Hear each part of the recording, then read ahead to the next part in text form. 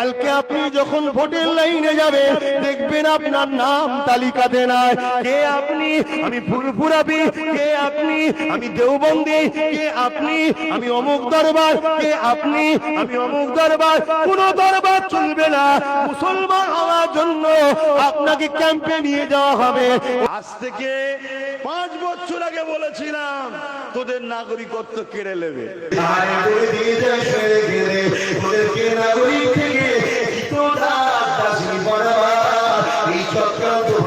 প্রধানমন্ত্রী করতে লেগেছে, তোদেরকে বন্দী করে ক্যাম্পে নিয়ে যাবে।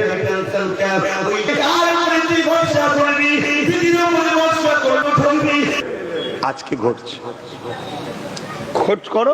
অনেকে কেটে কেটে ছাড়ছে আবার এখন। তাদেরকে আমি ধন্যবাদ জানাই যে তোরা মনে রেখেছিস।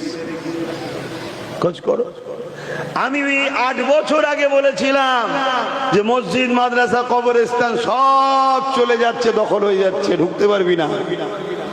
আজকে কি হচ্ছে বলো? এমন এসআইআর এর খেলা দিয়েছে, লোক ওয়াকফের কথা ভুলে গেছে। অনেক বলেছিলাম আপনাদের ভোটার অধিকার কেড়ে নেওয়া হবে, বলেছি তো নাকি?